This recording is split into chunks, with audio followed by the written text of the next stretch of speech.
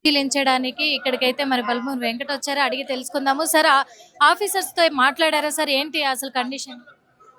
ఉన్న దాంట్లో ఫైర్ రావడం వలన, సెల్లర్ రావడం వలన ఫర్నిచర్ షాప్ అనే మనకి ఫోమ్ స్పంజ్ అని అవన్నీ ఉంటాయి కాబట్టి ఫైర్ ర్యాపిడ్గా ఒకటేసారి వచ్చింది.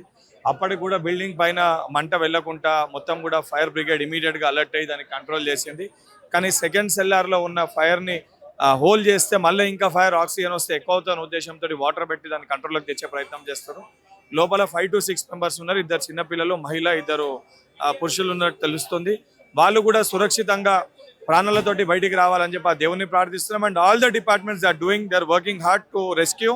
ఇప్పుడు యాజ్ ఆఫ్ నౌ లోపల ఉన్న వాళ్ళు సురక్షితంగా రావాలి. దాని తర్వాత తదుపరి ఎందుకు వచ్చింది, ఏమొచ్చిందని దాని తర్వాత ఎంక్వైరీ చేసి action will be taken accordingly. ఎందుకంటే కింద డంపింగ్ చేయడానికి కూడా పర్మిషన్ లేదు అని తెలుస్తుంది సార్. ఇలాంటి వాటిపైన మరి ప్రభుత్వం ఏమైనా దృష్టి సారించారు? 100% ప్రభుత్వం ప్రతి ఇన్సిడెంట్ పైన రియాక్ట్ అవుతూ ముఖ్యమంత్రి గారు అనేక రిఫార్మ్స్ కూడా తీసుకొని వచ్చారు గుల్జార్ హౌస్ ఇన్సిడెంట్ తర్వాత.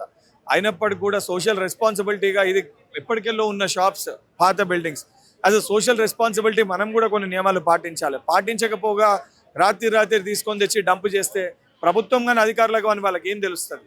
ఇటువంటి ఇన్సిడెంట్ అయినప్పుడు ఇటువంటి విషయాలు బయటకు వస్తాయి. బట్ 100% గవర్నమెంట్ ఇన్సిడెంట్ని మరి తీసుకొని మరొకసారి ఈ రకంగా కాకుండా ముఖ్యమంత్రి గారి దృష్టికి తీసుకొని వెళ్ళి మరొక కొత్త టాస్క్ ఫోర్స్ టీమ్ని ఎప్పటికప్పుడు ఫైర్ బ్రిగేడ్లో పెట్టే విధంగా ఇటువంటి ఇన్సిడెంట్ కాకుండా కూడా ప్రభుత్వం ప్రయత్నం చేస్తుంది. కానీ as of now without a casual జరగకుండా లోపల ఉన్న వాళ్ళు సురక్షితంగా తీసుకురానికి ఆల్ డిపార్ట్మెంట్స్ ఆర్ ట్రైయింగ్. ఇంకా ఇప్పటికి దాదాపు 8 hours అవుతుంది సార్. ఇంకా ఎంత టైం పట్టే అవకాశం ఉంది మేడం? ఇంకో 2-3 hours పడుతుందేమో. ఎందుకంటే అది స్పంజ్ అయ్యేసరికి ఆ పొగ అనేది ఆగట్లేదు. ఇప్పుడు స్పంజ్ మనకు కూడా తెలుసు, పరుపులు అవన్నీ కాలితే పొగ ఆగని కొద్దిగా సమయం పడుతుంది. సో వాళ్ళు కూడా అప్పటికి పొగలో నిల్చోనికి ఇబ్బంది ఉన్నా కూడా వాళ్ళు కూడా 100% ట్రై చేసి ఎఫర్ట్స్ పెడుతుండ్రు.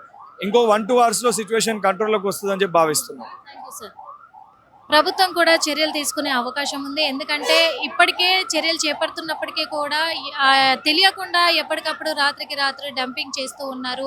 ఇలాంటి ప్రమాదాలకు కారణం అవుతూ ఉన్నారు అని చెప్పేసి బల్మూరి వెంకట్ తెలియజేశారు. ఇంకో 1-2 గంటలలో కూడా వాళ్ళు సురక్షితంగా బయటకు వస్తారు అనే నమ్మకం అయితే ఉంది. పోలీస్ సిబ్బంది కూడా అలా సాయశక్తిలా కూడా కృషి చేస్తున్నారు అని చెప్పడం జరిగింది. అసలైన తొలి వెలుగు.